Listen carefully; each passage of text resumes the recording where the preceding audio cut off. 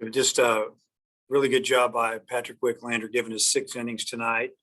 Um, they scored in the second on us, and he got out of a jam in the third, had a chance to give up another run at least. I think they had runners the second, third, and 1 out. I think he got a pop up and maybe a strikeout. I think that's the way it went. Maybe wrong, but we got out of a jam, and then we came in and scored some runs and, put a couple of big swings. Roberts 2-run homer, and Opitz got a base hit. We stole a base, and then I think, seemed like somebody hit it. Battles hit a double. That was big. All of a sudden, we're up 3-1, and then, it looked like they were going to get out of a jam there in the third, and we had the bases loaded. I think one, maybe no outs. I don't remember exactly, but they were right there to get out of it. And then Smith, put the big swing on it and hit a ball that got out. And, the ball was jumping tonight at the ballpark big time. Light wind blowing across, but it almost played like the wind was blowing out. And we were very fortunate. We got some balls up and hit them out of the park. We took advantages, obviously a lot of walks and different things. I think that NC State, when they pulled Johnson, they went with some guys that weren't as experienced when we got up 7-1. And, I don't blame them a bit. Sometimes you just have to let it go. And that's what they did. All right. Let me know if you've got questions in the chat. Nate, get us started. Yes, Dave, just as far as tomorrow, do you go with Lockhart, or have you made that decision? Yeah, we'll go with Lockhart.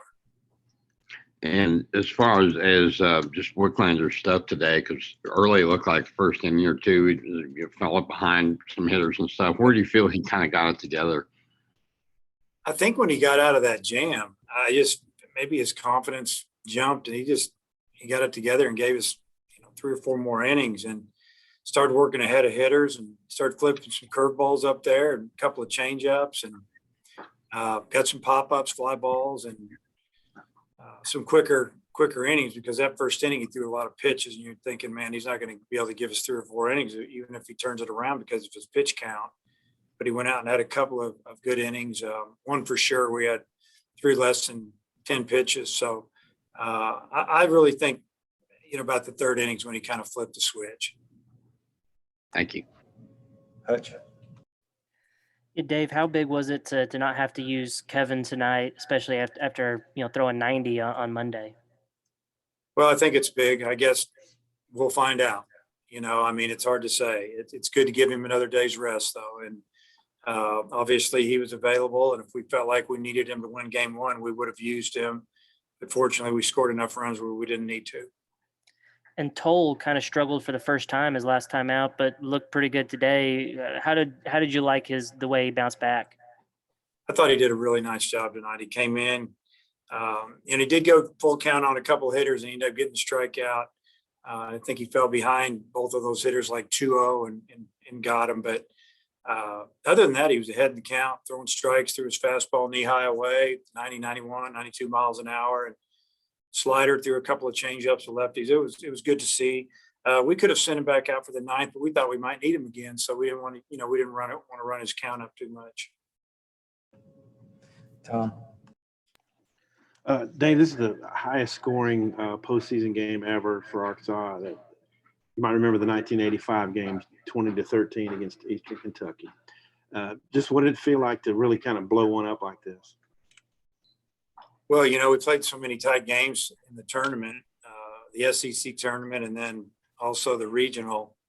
It was different. Obviously, it was nice to win one and kind of know in the middle of the game that if we just held it together a little bit, we were going to win it, because we've had some really tight ones and pins and needles basically, and gave us a chance to play a couple different guys and rest some guys for a few innings, but.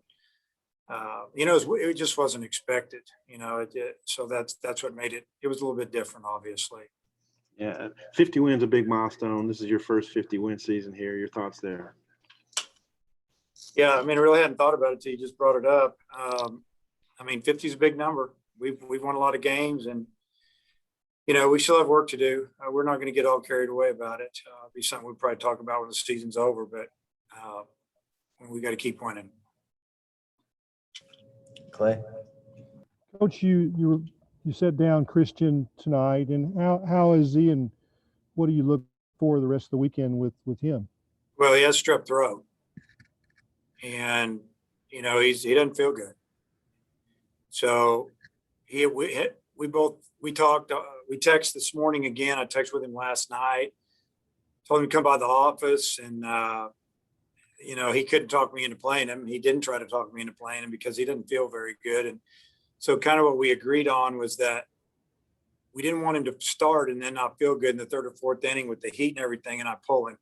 I said, I'd rather have you go in the fourth, fifth, sixth inning. Maybe you could at least play some defense if you felt like it. Obviously, we didn't need him tonight. So I don't know if I'll start him tomorrow. We'll just see how it goes. I would say, as of right now, I won't start him tomorrow. And Coach, what does that say about your depth that y'all just rolled, and you have all year?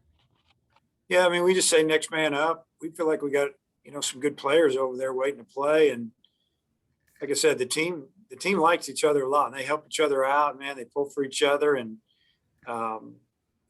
it's just kind of what we've been doing all year. It didn't surprise me a bit that, somebody stepped it up, and it was a couple of guys that were starters. And, Webb played a solid center field. He's a good outfielder.